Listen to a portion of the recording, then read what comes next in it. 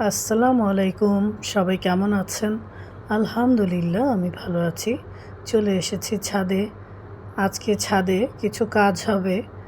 ছাদে যে বৃষ্টি হওয়াতে শ্যাওলা পড়েছিল, ওই শ্যাওলাগুলো আজকে কেচে একটা ড্রামে দিয়ে দিব। বৃষ্টিতে ছাদে যেই মাটি জমা হয়েছিল এগুলো কাঁচা হয়েছে, গাছের মধ্যে দিয়ে দিব। একটা ড্রাম রেডি করছি আমরা। গাছ কাটাগুলো সব দিয়ে দিলাম, আর এগুলো তুলে নিব, ড্রামে দিয়ে দিব এগুলো।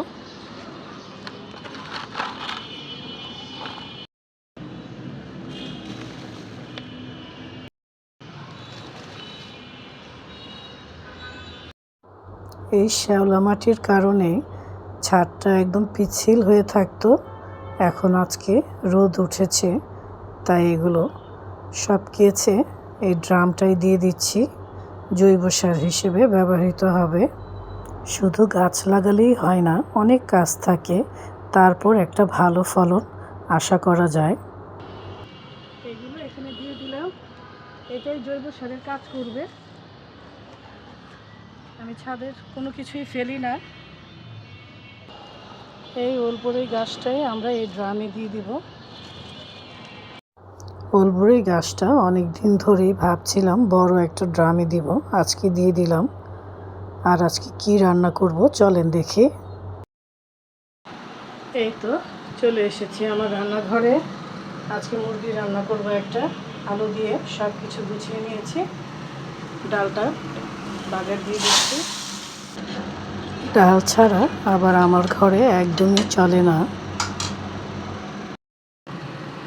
মুরগির মাংসের তরকারিটা বসিয়ে দিচ্ছি, পেঁয়াজ দিয়ে দিয়েছি, গরম মশলা দিয়ে দিলাম।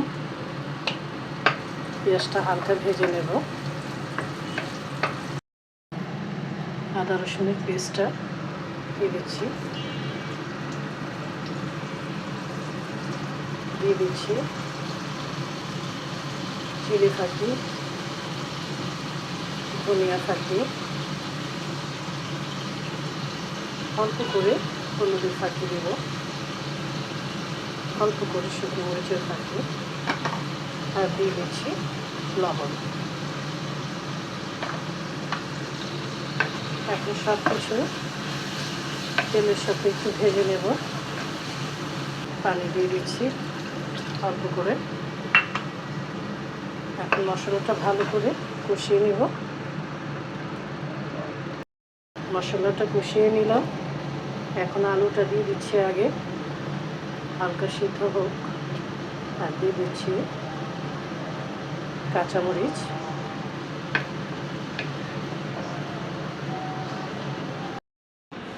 আর পটল কেটে নিয়েছি, পটলটা ভাজা করব। একটু লবণ দিয়ে দিলাম, হলুদ দিয়ে দিচ্ছি, শুকনো মরিচের গুঁড়ো, একটু ধনিয়ার গুঁড়ো দিয়ে দিলাম।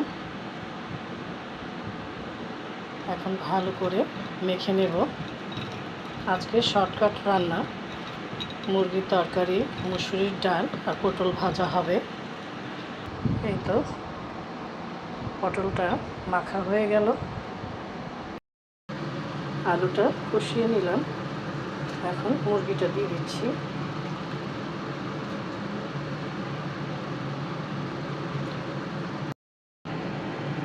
মুরগি আর আলুটা মশলার সাথে ভালো করে কষিয়ে নিব।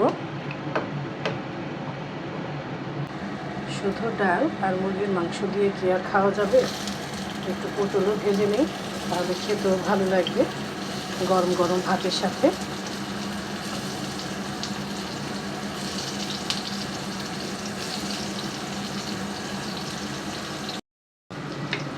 মুরগির মাংসটা আর আলুটা কষিয়ে নিলাম।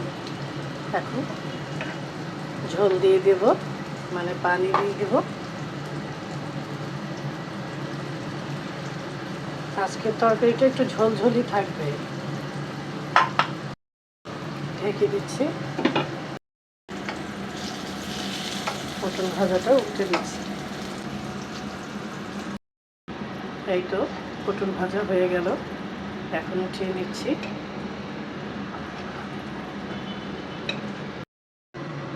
দেখি মুরগির তরকারিটার কী অবস্থা, আলুটা সিদ্ধ হয়েছে কিনা। হ্যাঁ, আলুটা সিদ্ধ হয়ে গেছে। আজকের মুরগির তরকারিটা আমি একটু ঝোলঝোলি করব। মুরগির তরকারিটা হয়ে গেছে, এখন একটু জিরে ফাঁকি দিয়ে দিলাম। একটা লেবু কেটে নিয়েছি, পটলও ভেজে নিয়েছি, আর গরম গরম মুসুরির ডাল আর ভাত। আজকের খাওয়াটা কিন্তু দারুণ হবে। সবাই ভালো থাকবেন, সুস্থ থাকবেন, আবারও দেখা হবে, কথা হবে। এখন আসি, আল্লাহ হাফেজ।